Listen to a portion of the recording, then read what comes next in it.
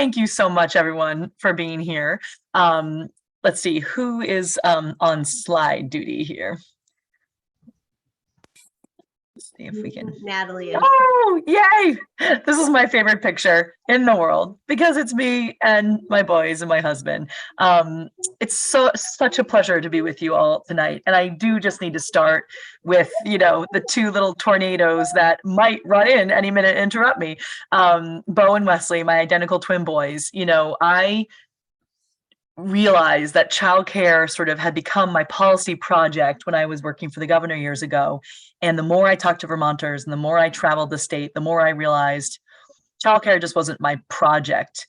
It was my life because it was a lever like none other, a thing that we have the power to improve, to have a high quality affordable childcare system. And when we do, the impact is almost beyond what we can imagine, for all of us, starting with our kids. And I was so driven to do it that I started working with Let's Grow Kids. I've been here for the last 7 years and I didn't have kids. And I was sort of thinking, great, let's help fix the system. And then, maybe I could put my kids through it and see how we did. But oops, we had twins instead. And you just can't make this up. It took me 11 months to find childcare for my kids. And even when I did, they were part-time spaces. And then COVID hit and we lost our spaces. So we had childcare for a sweet 6 months. And then we had to move in with my parents, basically Mondays through Fridays during the pandemic, and vacation in our homes on the weekend.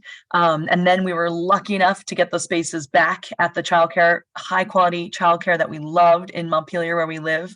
And our kids are just thriving in that environment with those amazing early educators. And we're so grateful. And I often think too, my goodness, if you think even just about my story, I have parents who live an hour away, even my own grandmother who's pushing 90 and still a major part of my childcare team, my husband, both of us who have employers who are quite understanding of this issue. And we are struggling. So what are families doing across Vermont? Honestly, I don't know. And it breaks my heart. And we are fixing this. And thank goodness you all are here tonight. This is how we're going to get it done. Thank you for giving so generously of your time and interest and curiosity here. And we're just really excited to tell you what this is all about and what you can do about it, because we have answers for both of those things right now. And we've never, ever been closer to the solution. So that's what we want to dive in tonight. And thank you all for introducing yourselves on the chat. It's just really amazing to see who's here with us.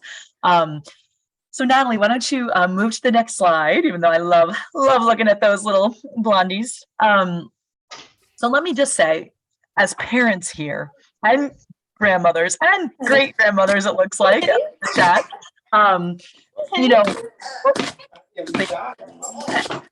maybe we want to mute. That sounds like Whitney, you've got a kid with you right now. This is what this is all about. If folks want to mute, I love hearing it though. I really do. And like I said, my kids might pop in any moment unexpected.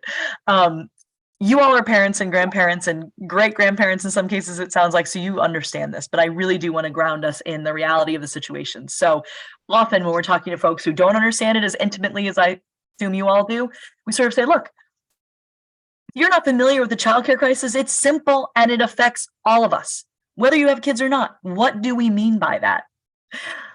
Well, the vast majority of children under 5 have all available parents in the workforce and need some sort of care, but they can't find it. What childcare is around is unaffordable for those families. And at the same time, early educators are leaving their chosen career in which they're trained experts because they can't make a living to do this essential work. In a nutshell, this is our childcare crisis. You see it on this slide, right?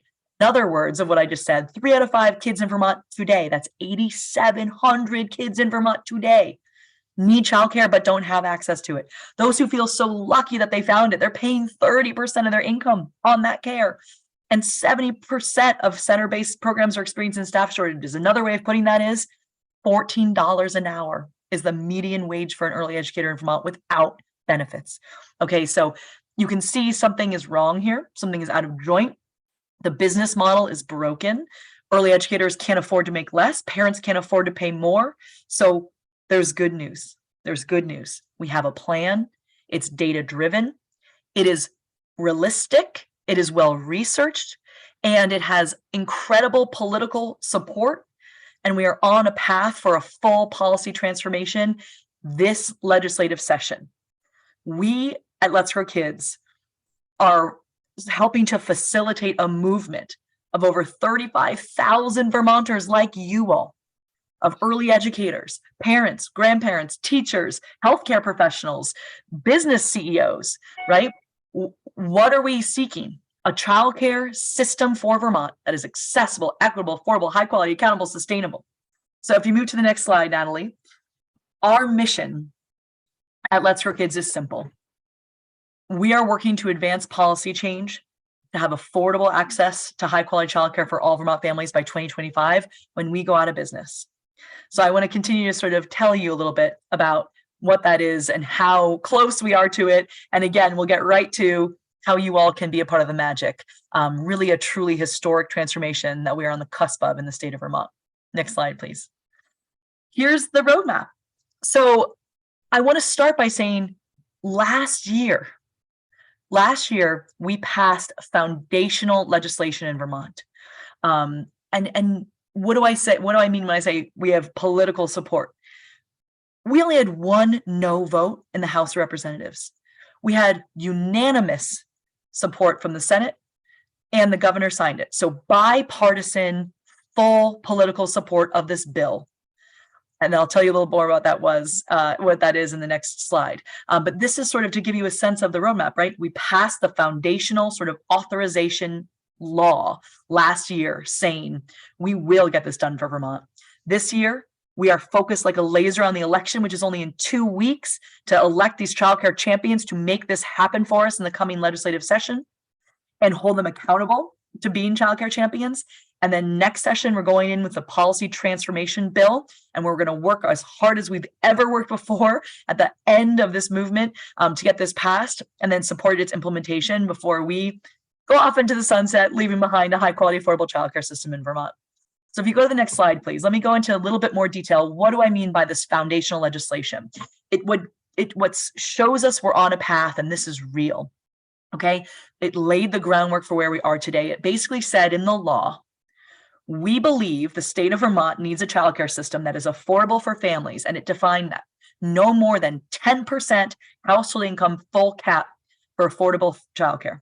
At the same time, and the twin goals, which I'm biased, the twin goals of the bill, affordability for families, the true cost of quality care, which is predominantly compensation for early educators, the compensation that honors their training and honors the work that they're doing to educate and nurture our next generation. Basically, more on par with a kindergarten teacher, which is, again, today, $14 an hour is what an early educator makes. A kindergarten teacher in Vermont makes double that. So basically, the law said it is our goal to create a childcare system that has 10% affordability for families and fair compensation for the early educators doing the work. And this past year, we actually took baby steps while we were sort of waiting for the 2 studies towards additional supports in those directions, including retention bonuses for early educators in the field. So we do not continue to lose these early educators as we work to complete the system transformation. So what's coming next? So in this bill last year, we basically said, these are our goals. We made a foundational investment of $12 million to create infrastructure, including a technology system that allows to do those income-based payments for families. And we put 2 studies in place. One, how are we going to basically oversee the system to make sure it is efficient, accountable, and effective? And then how are we going to pay for it? How much does it truly cost, and how are we going to pay for it? We have the first study back. We're waiting on the financing study.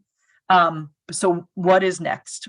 We basically need to bring it home this coming session, starting in January, with a full policy transformation. And again, it's sort of thinking, you might think, oh gosh, that's so complicated. That's so big. How are we going to totally transform childcare? But I will tell you, the answer is clear. It's known. We basically have a blueprint in this country that we've been researching for decades. We just haven't had the courage to move public dollars around to fund the system. So all of those states who are working very closely on this issue, even the federal government that has worked on this issue, we all have the same plan. It's well trodden. It's our path forward. It's our map. And it's these key points. The bill that we will be introducing with all of our champions and partners is affordability, basically a reformed childcare financial assistance program that is near universal. So every family in Vermont pays no more than 10% of their household income, and many families would actually be paying less than 10% of their household income on a sliding fee scale.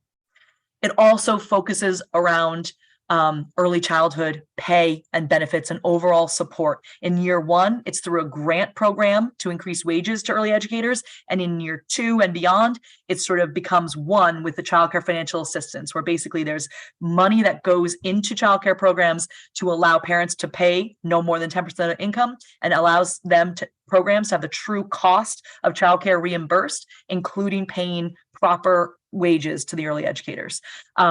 It also is going to include a long-term sustainable funding source. And that's the punchline, folks. You know, the reason why everyone loves kids, sure, we know this is the right thing to do. It's the smart thing to do. It's our kids. You know, we know what they need, all of us, through lived experience, common sense, data, research, and beyond, right? Why haven't we delivered? Why haven't we delivered? Because it's so hard for us to move these dollars around, to understand that an investment right now will actually pay for itself and give us this high quality affordable childcare that will affect all of us. So that's where we are. We've been making the case, we've been building the coalition, and we are truly on the cusp of getting this done. I just want to step back for 1 second. So those are the details, right? The details of where we've been, where we're going from this policy side. You know, but it's often sort of step back. Why is this right? Why do we need this? You know, so many of us are living it. We feel it viscerally as parents of young children. But how does this crisis impact us as Vermonters? It impacts all of us, right? It means that children miss out on essential early learning experiences that we know will support them for a lifetime of joy and success. It means parents, especially women, can't work. It means employers can't recruit or retain talent and grow their businesses. That means taxpayers are paying more for costly services, and we're sort of continuing to grind down, making Vermont less affordable. We're not growing our tax base. We're not growing our businesses. We're not letting people be in the workforce who choose to be in the workforce.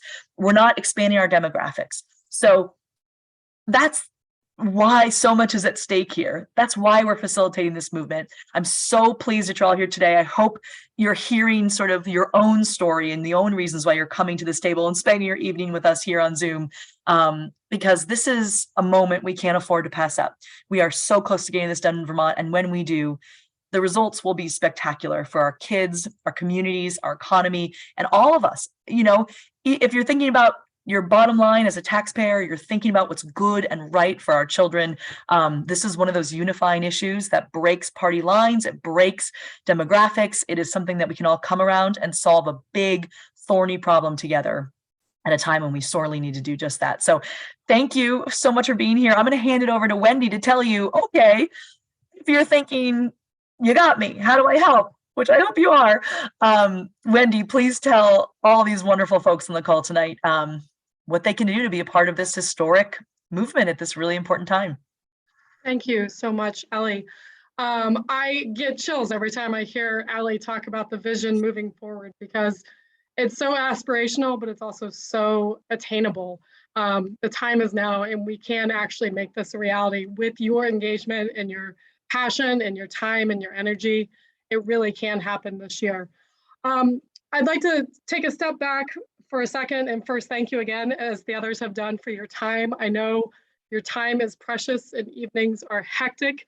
So thanks for being here and engaging in this conversation with us of how we can advance the childcare crisis and have a solution that works for all families. The step back is I wear two hats sitting on my little Zoom screen in front of you tonight. One is the tired, frustrated, overworked, sick parent who's trying to balance my professional life with my childcare needs and feeling like I'm failing at that. I'm sure many of you can relate to that, as I saw in the chats. My own personal childcare story was it took me 20 months to find a full-time childcare spot. When I did find that spot, I was paying about 22% of my household income just on childcare, not including healthcare, housing, all those other massive expenses that are in our family budgets.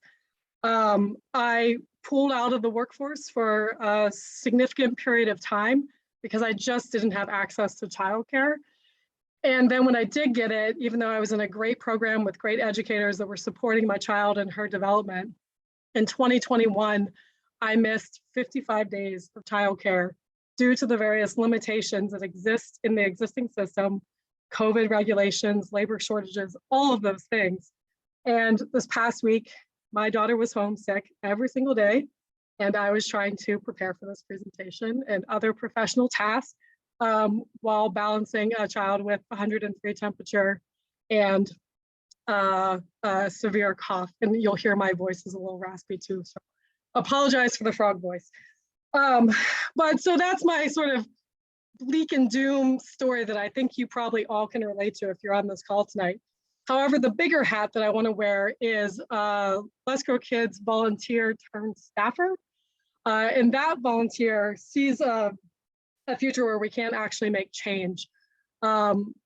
When I realized the childcare woes that existed as I became a new parent right before a global pandemic, I knew I had to get involved. I knew I could be a part of the solution, and I knew I could contribute my time and my talents to creating that solution.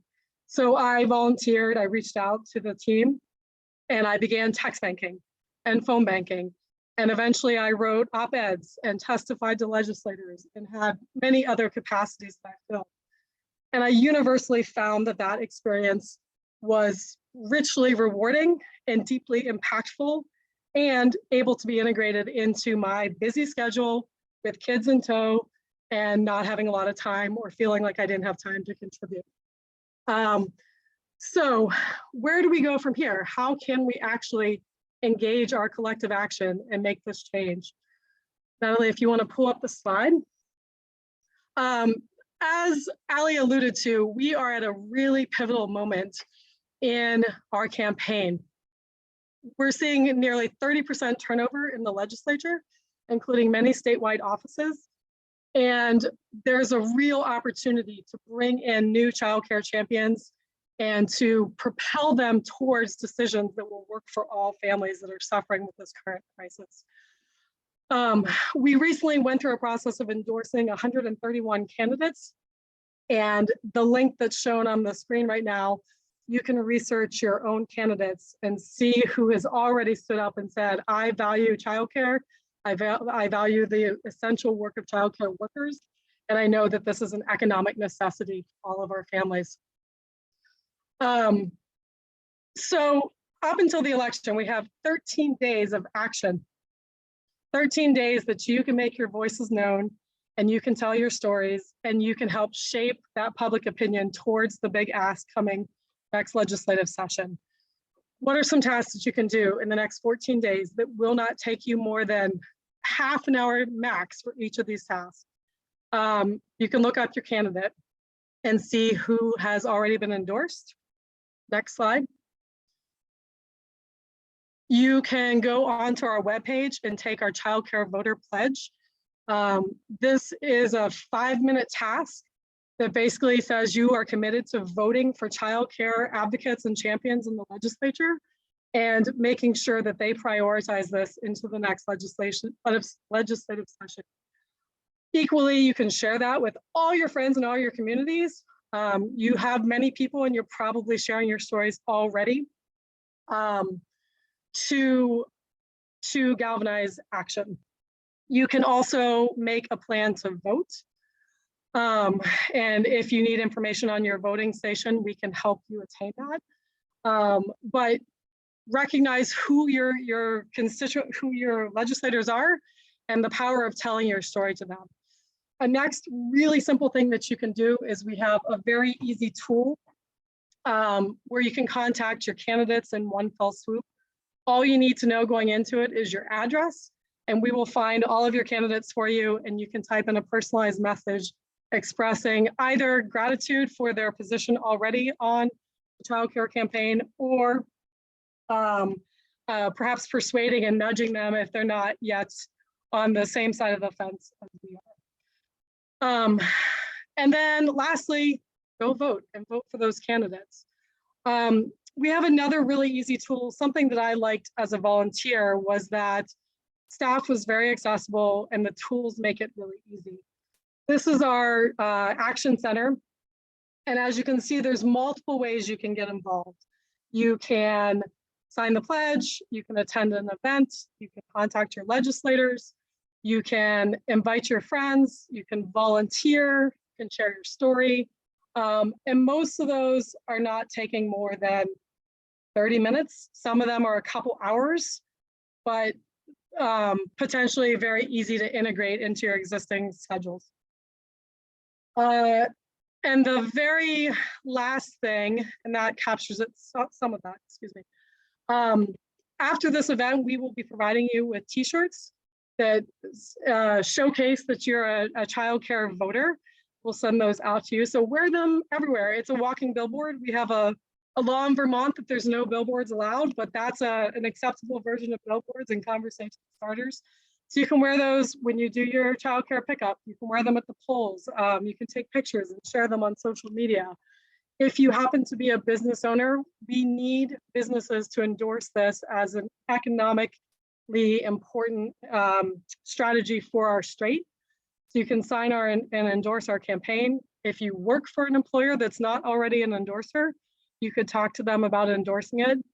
And we're also rolling out a suite of trainings to help you build your own advocacy skills and to really leverage your voice to get as many legislators and peers and friends and family onto the same mission. And on our Action Center, there's also a link to some of those events and those trainings, and we will be building that out as we go along. So super fast overview, but the real take homes are there's many easy, non-time consuming actions that you can do with your kids in tow in the middle of dinner and any other time that works for you that really help us to raise the message and to help legislators know that this is absolutely a priority for Vermonters. And it's an opportunity for Vermont to once again lead the nation in such critical legislative work that will have good repercussions for all Vermont families. So thank you very much for being here tonight. And I look forward to connecting with you all personally afterwards to see how you might like to get involved and what makes sense for your family and your life. Thank you. Wow, such great and clear information and many opportunities to be involved. And we'd love to, we don't want to keep folks past a very short amount of time on a busy evening, but we do want to offer the opportunity for you to ask questions, offer comments. As Wendy said, you'll be getting information tomorrow to follow up and with a request form to request t-shirts for yourself and any kiddos in your life. We've got child size. We'd love to have pictures of you in your t-shirt, you know, dropping off your ballot, put on social media, simple things that you can do to help us publicize the campaign. But if anyone has any questions, and this group I think is small enough, so you could just raise your hand and we can unmute and you can ask live. Questions or comments for Allie or Wendy? Melissa, looks like you've got your hand up. Go ahead. Sure. You kind of mentioned the end date of Let's Grow Kids. So I just wanted to know, I know 2025 was kind of the ultimate goal for getting this released. I just wanted to hear a little bit more about, what your timeline and expiration date look like. I love the question. As it gets closer, Melissa, people are like, really leaving? It's been a fascinating journey, I have to say. The idea is nothing holds your feet to the fire like a deadline, right? Like in any part of our lives. And it's stressful. That's why we, have a little bit of sort of trying to do some Zen practices here on the team.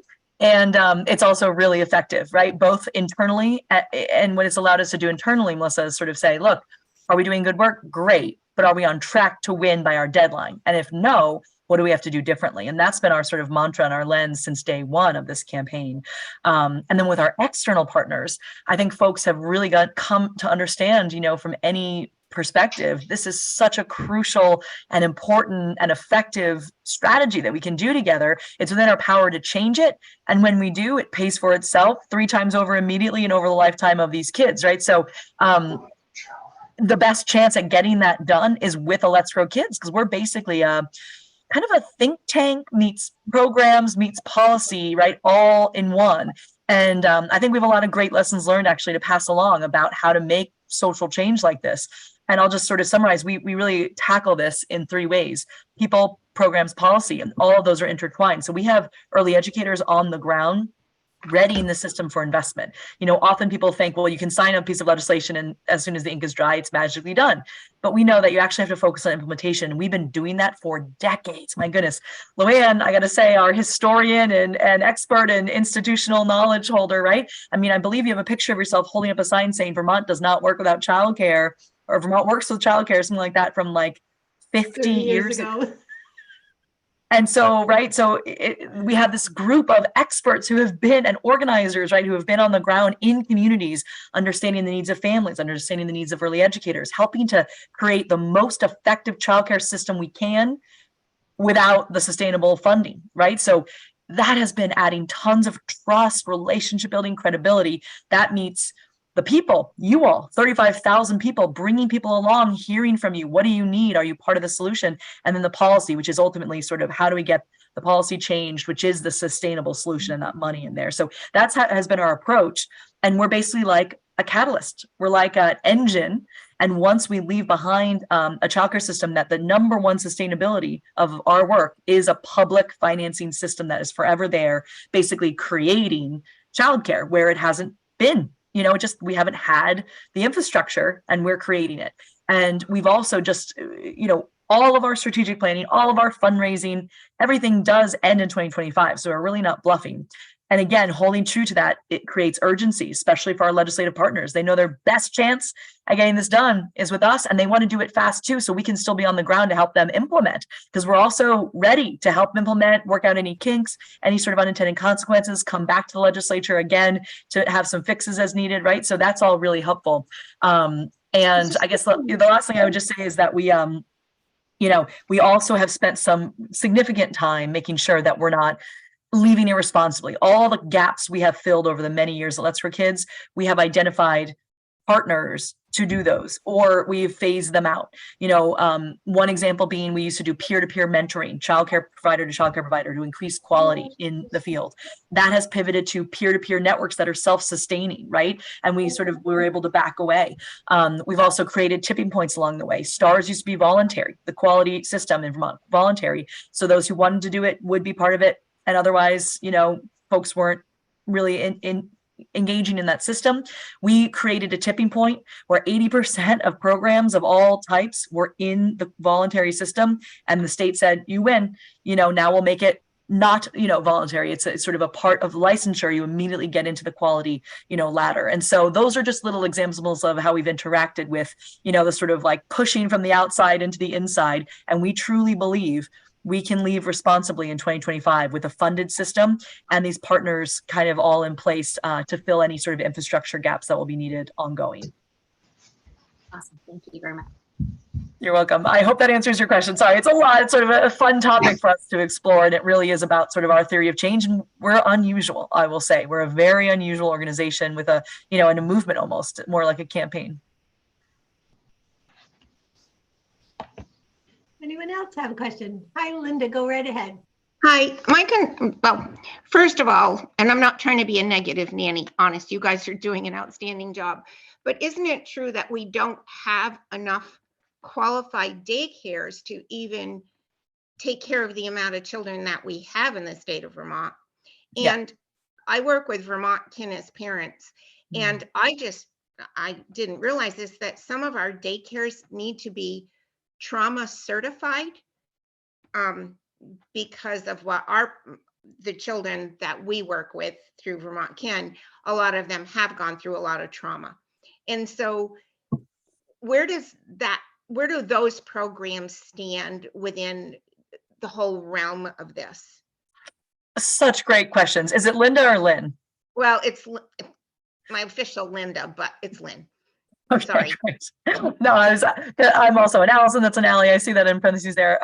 It's such a good question, and I'm so glad you're involved with Vermont as Kin. It's so important, and really just crucial work, difficult and rewarding and crucial work. So first of all, I would say the problem, you're absolutely right. 8,700 kids in Vermont today don't have access to childcare. So we aren't even coming close. That's like 50% of the need we're meeting, not even close. But then you have to ask yourself why.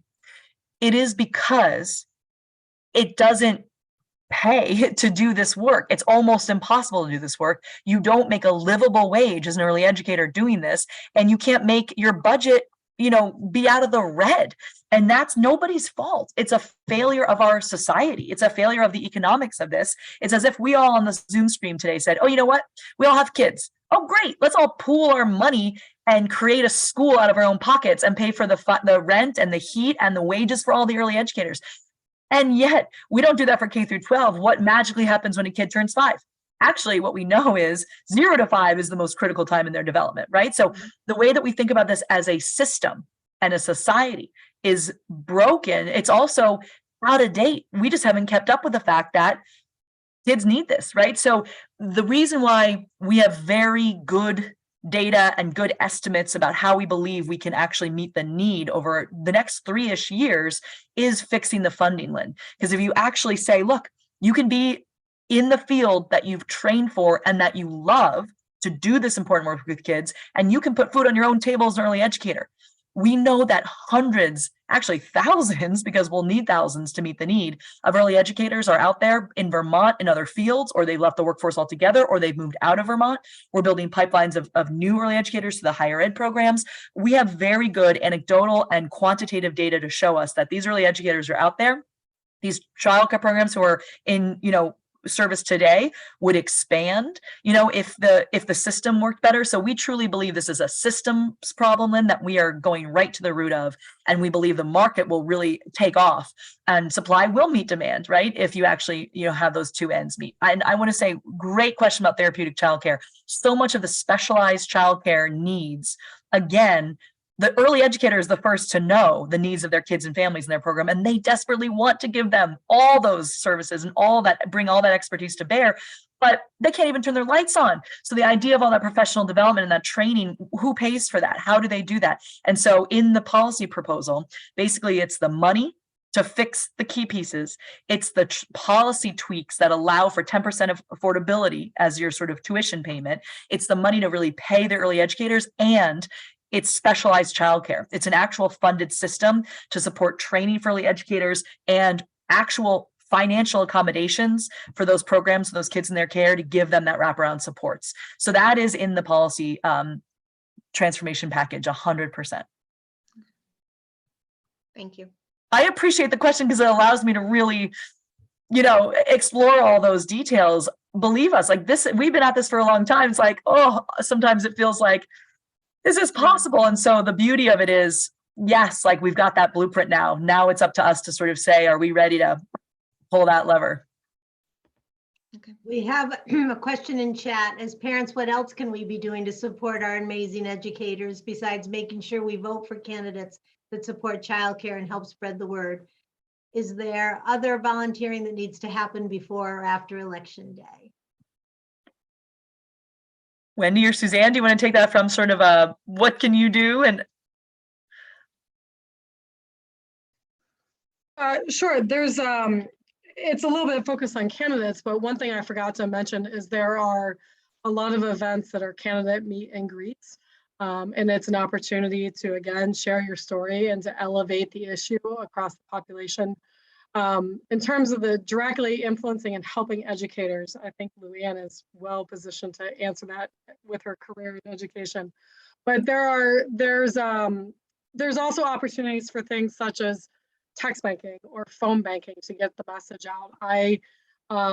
One of the text banks that I participated in was an urgent call in the middle of the day to basically save $4.9 million in the CCFAP, which is the state subsidy funding for childcare. And a simple action of tapping my fingers a lot on the computer meant that that money was retained and Speaker of the House was well aware of who we were before we even called, because it was just a flood of phone calls. So I really do think that small actions lead to a tsunami wave.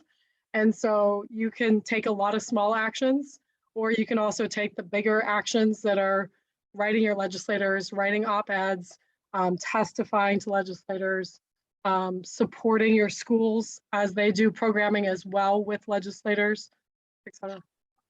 And I would just hop up right on that, Wendy. Exactly. I love the question so much. And as someone who's seen my early educators, who are such an important part of my kids' life and our lives, struggle, waiting for this big fix, because there is no Band-Aid now. It's just the big fix, or we keep chugging along in this, way that doesn't make sense for anybody.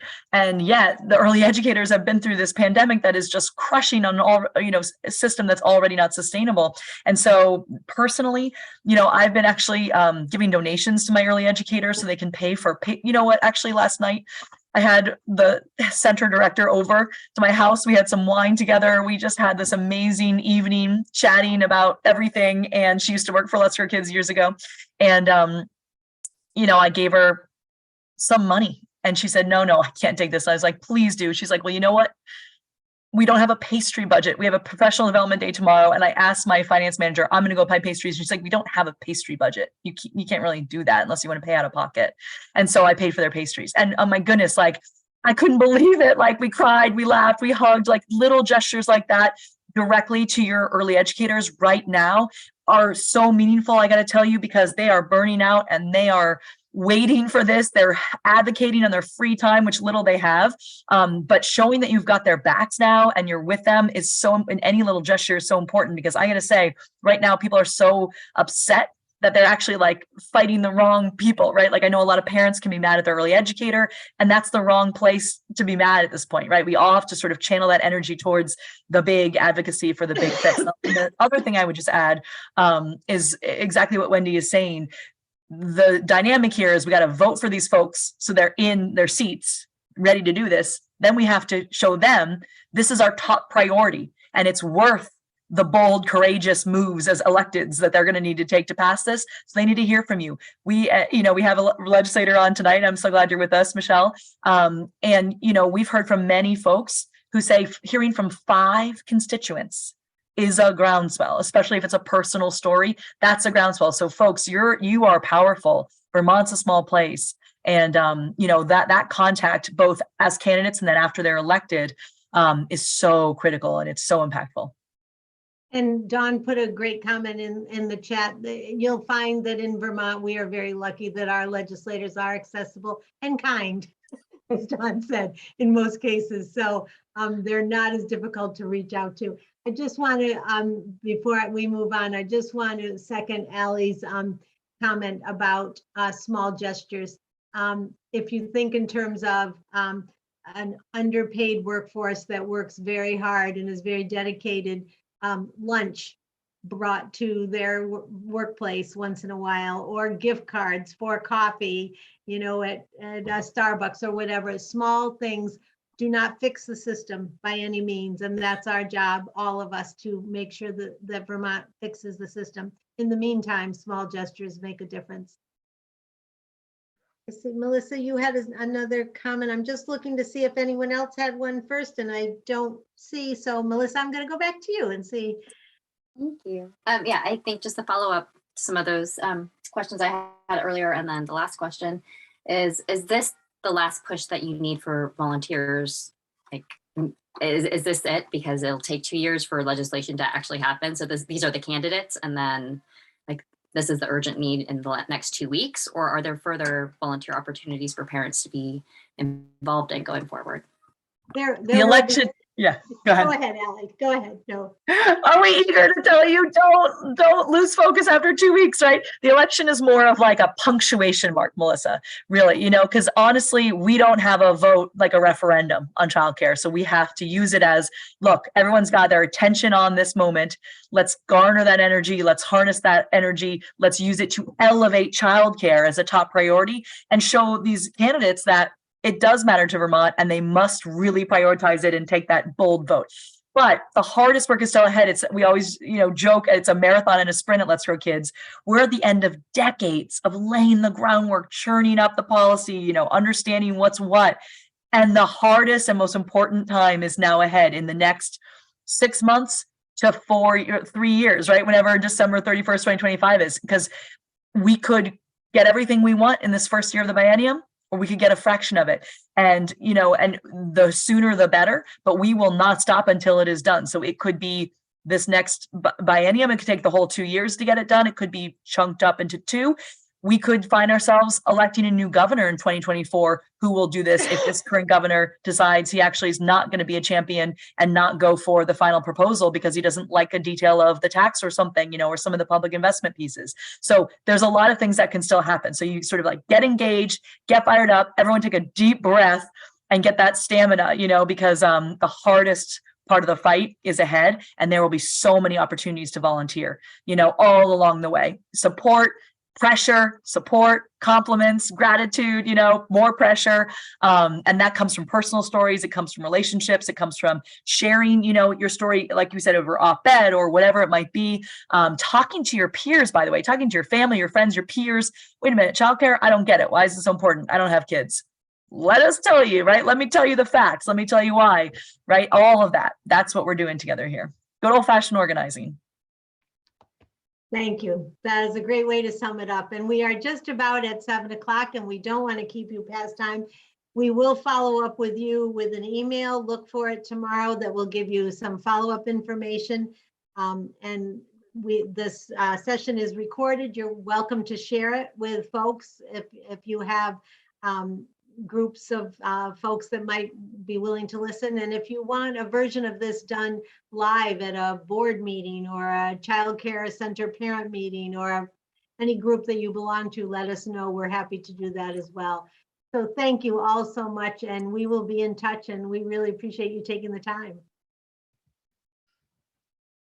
Good night, everybody. Good night, everybody. For joining Good us. night. Thank you all so much. Really appreciate you all spending some time with us tonight.